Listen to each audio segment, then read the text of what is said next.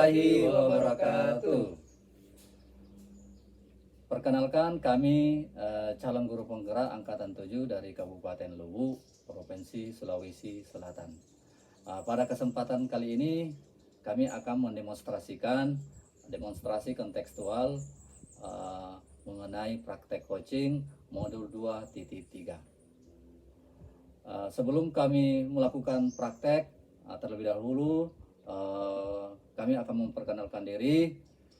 Saya Pak Ilham sebagai observer dan Pak Wira sebagai coach. Selanjutnya Ibu Haslinda sebagai coach. Baiklah, selanjutnya saksikan video praktek coaching kami. Let's check it out. Assalamualaikum Pak Ilham. Waalaikumsalam Pak Wira. Silakan duduk. Ya. Bagaimana kabar Pak Wira? Ya, alhamdulillah Pak. Bagaimana kabarnya Pak Ilham? Alhamdulillah baik juga. Begini Pak Wira, sebelum Pak Wira melakukan praktek coaching,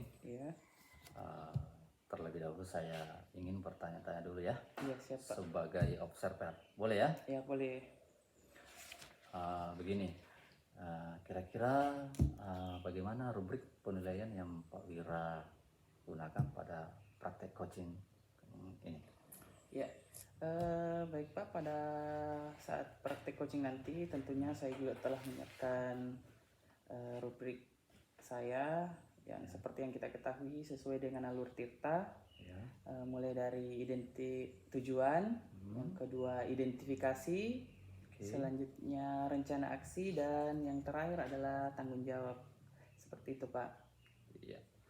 Jadi rubrik penilaian yang Pak Wira gunakan seperti tahapan-tahapan Tirta ya. Iya. Yang pertama adalah tujuan,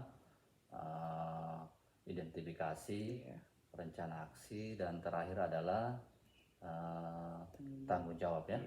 Oke. Baiklah, selanjutnya kompetensi apa yang Pak Wira ingin kembangkan di praktek coaching ini? Iya Pak. Adapun kompetensi yang ingin saya kembangkan yaitu seperti yang kita ketahui ada 3 kompetensi inti dalam coaching. Yang pertama kehadiran penuh, kedua mendengarkan aktif, dan yang ketiga itu mengajukan pertanyaan berbobot. Namun di sini secara spesifik ada yang ingin saya kembangkan terlebih dahulu yaitu di kompetensi mengajukan pertanyaan yang berbobot, di mana poinnya yaitu membantu si coach untuk tujuan yang diharapkan agar si coach mampu menstimulasikan pemikirannya dan memungkinkan munculnya ide-ide baru dari si coach sehingga menemukan solusi dari permasalahan yang ia hadapi. Seperti itu Pak. Oke, jadi spesifiknya kompetensi yang ingin Pak Wira kembangkan adalah kompetensi mengajukan pertanyaan-pertanyaan berbobot ya, agar nantinya si coach bisa mengeksplor ide-idenya untuk mencari solusi dari permasalahan yang dia hadapi. Seperti itu ya Pak? Iya, seperti itu. Oke, baiklah. Nah, selanjutnya indikator ketercapaiannya seperti apa kira-kira Pak Wira? Ya, adapun indikator ketercapaian yang telah saya juga buat yaitu di mana nanti si coach itu saya itu mampu mengajukan pertanyaan-pertanyaan yang berbobot ke coach dengan kata-kata tanya seperti apa, bagaimana, seberapa, dan lain sebagainya. Kemudian yang kedua itu saya akan mengajukan satu pertanyaan tersebut dalam satu waktu yang telah ditentukan dan tidak terburu-buru agar si coach nantinya itu mampu menerima pertanyaan dan mengungkapkan solusi dari permasalahannya. Seperti itu Pak. Oke, jadi indikator ketercapaian yang ingin dicapai adalah mampu mengajukan pertanyaan-pertanyaan berbobot dengan kata-kata seperti apa, bagaimana, ya. Iya. Dan kedua adalah mengajukan pertanyaan-pertanyaan yang tidak buru-buru ya, Iya, siap. sehingga si coach nantinya tidak bingung pada saat Pak Wira mengajukan pertanyaan-pertanyaan Iya, tersebut. betul Pak. Oke, saya kira cukup pertanyaannya Pak Wira. Iya. Dan silakan Pak Wira melakukan praktek coaching bersama dengan siapa Pak Wira? Dengan Ibu Linda. Dengan Ibu Linda. Iya. Oke. Semoga berhasil ya. Iya, siap Pak. Oke, silakan Pak Wira. Mari Pak. Oke. Assalamualaikum warahmatullahi wabarakatuh, Pak Wira. Waalaikumsalam warahmatullahi wabarakatuh, Ibu Linda. Ya, bagaimana nih pembelajaran di kelas Ibu Linda? Alhamdulillah lancar, Pak. Saya perhatikan akhir-akhir ini Bu Linda sepertinya kurang bersemangat dalam pembelajaran. Mohon maaf nih Bu, kira-kira apa yang menyebabkan Ibu seperti kurang bersemangat seperti itu? Begini Pak Wira, sebenarnya saya lagi punya masalah, cuman tidak tahu harus membicarakan kepada siapa. Oh, jadi seperti itu masalah ya Bu. Jadi kira-kira seperti apa yang Ibu hadapi sekarang ini? Terkait dengan hasil pendampingan supervisi kemarin oleh pengawas, ternyata saya masih punya catatan. Di mana catatannya di situ adalah saya belum memiliki modul ajar yang saya sediakan sendiri untuk pembelajaran di kelas. Seperti itu Pak Wira. Jadi seperti itu ya Bu. Jadi setelah Ibu disupervisi ternyata masih ada catatan dari supervisor bahwa Ibu ini belum menyediakan modul ajar ya Bu. Seperti itu ya. Betul Ya. Pak. Sebelum kita lanjut nih Bu, kira-kira dari percakapan kita kali ini apa yang ingin Ibu dapatkan?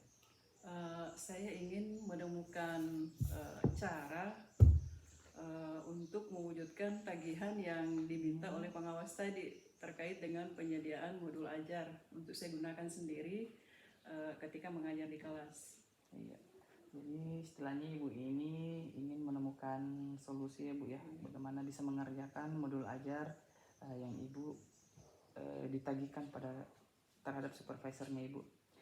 Baik, bagaimana Ibu Aslinda jika bisa tahu jika catatan dari pengawas itu menggunakan modul ajar dalam kegiatan pembelajaran?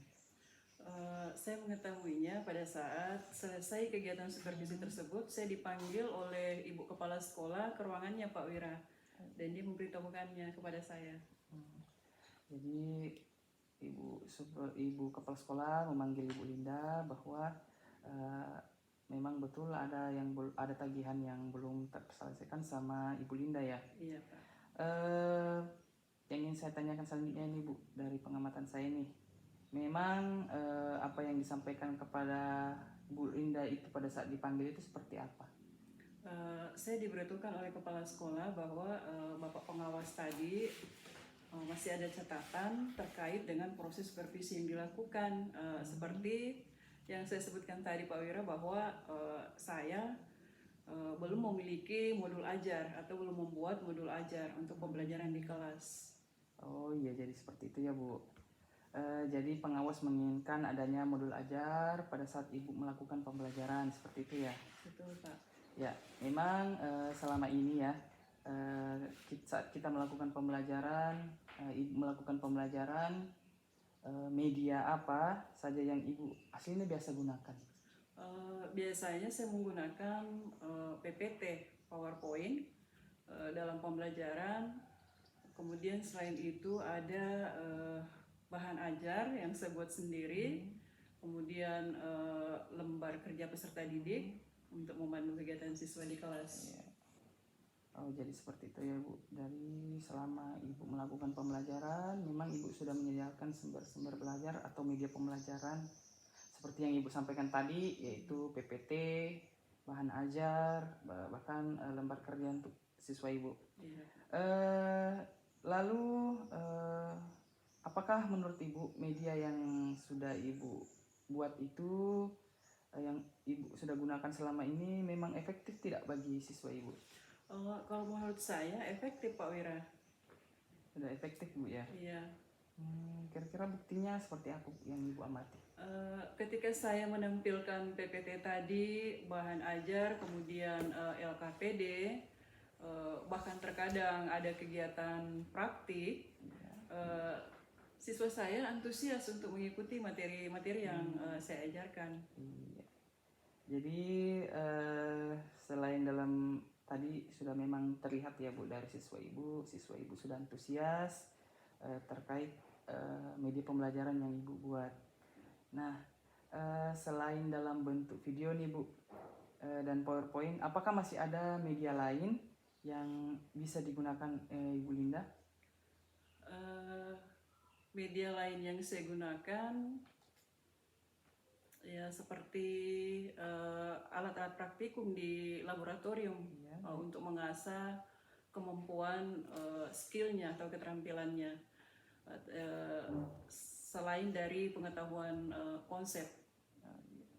Jadi selain pengetahuan konsep juga tadi Ibu sampaikan, juga Ibu melakukan praktikum, pengenalan konsepnya dan praktikum juga.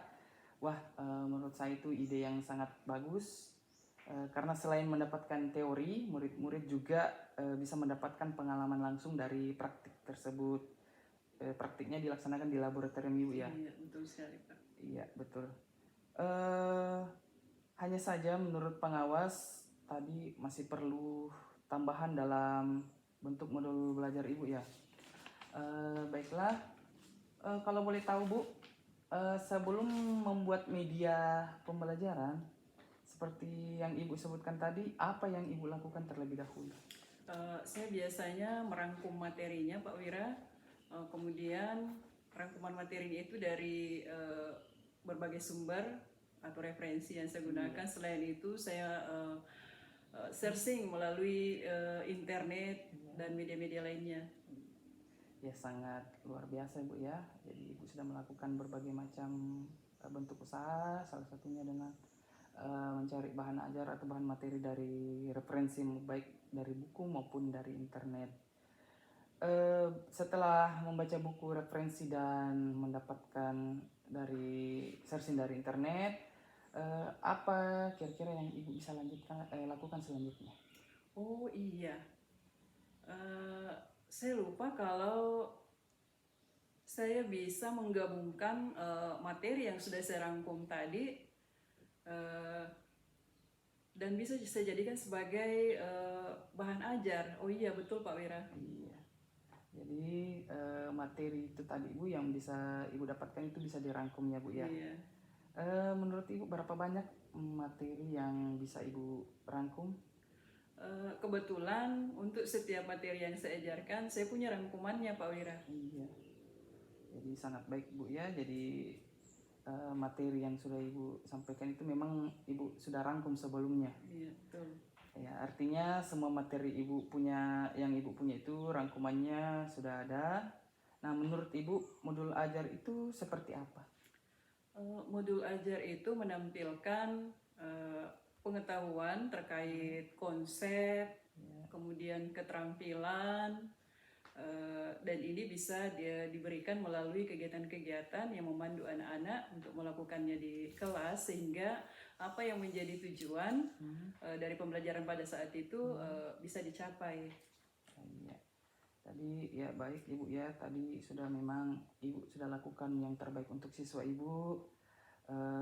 Lalu kira-kira nih, lalu apakah kira-kira rangkuman yang Ibu buat atau bisa dijadikan modul itu seperti apa? Iya, saya bisa membuat rangkuman materi tadi menjadi satu bahan modul ajar. Saya juga bisa membuatnya dalam bentuk selain dalam bentuk berupa print out. Ternyata saya juga ingat Pak Wira kalau bisa dalam bentuk online. Karena kebetulan saya sedikit mengetahui tentang aplikasi e-book atau e-modul yaitu Flipbook. Iya, baik Ibu. Selain memang tadi Ibu sudah mengemukakan bahwa selain dari print out, Ibu juga bisa memanfaatkan media-media lain dengan memanfaatkan media online ya. Iya, Contohnya adalah e-modul atau aplikasi Flipbook ya Bu. iya.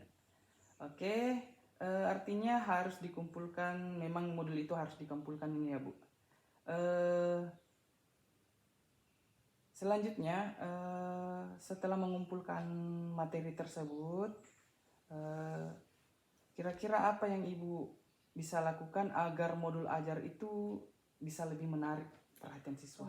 Kalau menurut saya, Pak, saya harus mempelajari tentang desain grafis, iya, supaya tampilannya lebih menarik. Iya betul. Misalnya dari sampulnya, kemudian dari pewarnaannya, pokoknya terkait desainnya lah, Pak. Iya. Oke, jadi memang untuk menarik perhatian atau minat siswa itu memang dari segi desain di modul ajar itu sangat penting. Seperti pengalaman saya sebelumnya Ibu juga ya. Iya. Ketika mengajar itu saya juga biasa mendesain modul ajar atau bahan ajar saya itu di media-media seperti Canva Bu ya. Iya. Baiklah, pertanyaan selanjutnya, lalu setelah nanti modul Ibu yang telah Ibu buat itu selesai, apa yang Ibu bisa lakukan selanjutnya?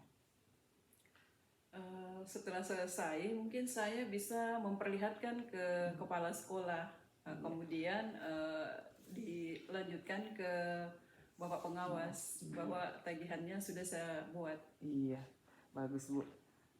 Tadi sudah ide-idenya sudah memang menurut saya sudah sangat bagus, dan Ibu nanti bisa membuat modul dan mengkomunikasikannya dengan kepala sekolah dan dikomunikasikan langsung juga kepada pengawas.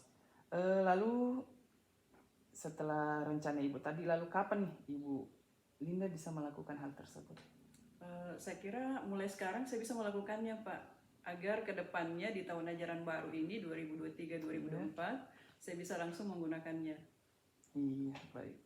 Alhamdulillah ya, luar biasa dari pemikiran atau ide-ide yang Ibu bisa sampaikan, sehingga terkait permasalahan Ibu yang hadapi saat ini terkait modul ajar bisa Ibu kemukakan dan bisa Ibu selesaikan. Ya, semoga saya doakan semoga rencana yang Ibu sampaikan tadi bisa terwujud, sehingga Ibu Aslinda bisa kembali lagi bersemangat dalam mengajar. Iya. Ya, mungkin itu ya Bu ya. Ya. Baik Pak Wira, terima kasih sekali sudah menyempatkan waktu untuk mendengarkan permasalahan saya Ya, ini. Ibu, sama-sama. Iya.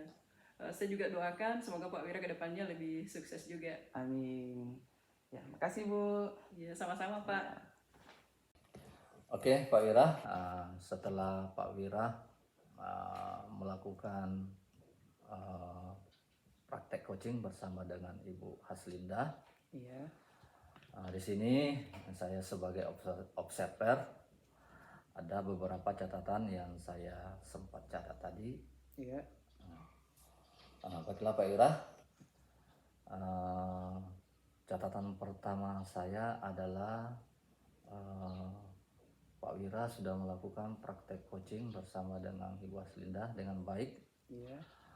dengan melalui tahapan tirta. Iya, betul Pak. Ada tujuan, identifikasi, kemudian rencana aksi, dan yang terakhir adalah tanggung jawab. Iya, betul. Saya kira tahapan-tahapan tersebut dilalui dengan baik. Iya. Kemudian catatan saya yang kedua Pak Wira adalah tadi saya lihat pada saat Pak Wira jadi coach, Iya. sudah menjadi good listener bagi Ibu Haslinda sebagai coach. Kemudian saya juga melihat atau mendengar pertanyaan-pertanyaan yang diajukan kepada Ibu Haslinda betul-betul berbobot, sehingga Ibu Haslinda mudah memahami dan bisa mengeksplorasi ide-ide beliau. Nah, sekarang dari hasil observasi saya, selanjutnya saya ingin mengajukan beberapa pertanyaan Pak Wira. Yang pertama adalah saya ingin bertanya kepada Pak Wira, dari hasil coaching ini apa yang sudah dilakukan pada praktek coaching tadi Pak? Iya. Pada saat saya tadi praktek coaching Pak, sebagai coach tentunya saya telah melakukan beberapa kompetensi sesuai dengan alur Tirta. Ya. Yaitu tadi menurut saya sudah menyampaikan atau mengajukan pertanyaan-pertanyaan yang berbobot kepada si coach. Kemudian saya juga telah mengajukan satu pertanyaan dalam rentang satu waktu sehingga si coach mampu mencerna dan memahami pertanyaan-pertanyaan dari saya, dan si coach juga sudah mampu mengungkapkan ide atau gagasan dia terkait permasalahan yang telah ia hadapi di kelasnya, Pak. Oke. Baiklah Pak Wira, selanjutnya pertanyaan saya selanjutnya adalah setelah Pak Wira melakukan praktek coaching dengan Ibu Haslinda, kira-kira kompetensi apa yang masih ingin dikembangkan? Iya. Dari coaching saya tadi Pak, ada beberapa kompetensi, tapi yang lebih utama yang ingin saya kembangkan tadi ada sedikit permasalahan ya. Jadi yang kompetensi yang ingin saya sampaikan atau kembangkan nantinya yaitu mendengarkan aktif lagi Pak kepada si coach saya. Oke, jadi saya sudah bisa tangkap. Jadi Pak Wira ingin mengembangkan kompetensi mendengarkan secara aktif ya, supaya Pak Wira pada saat melakukan coaching bisa lebih fokus pada apa yang diinginkan oleh si coach. Seperti itu ya? Iya, seperti itu Pak. Oke Pak Wira, semoga kompetensi yang ingin dikembangkan bisa tercapai ya. Iya. Oke, sukses selalu Pak Wira ya. Ya, siap Pak. Oke, saya kira cukup untuk pertemuan kali ini. Saya sebagai observer mengucapkan terima kasih kepada Pak Wira ya. Iya Pak. Oke, saya kira cukup. Ya. Terima kasih. Ya, terima kasih Pak. Oke, sama-sama. Oke.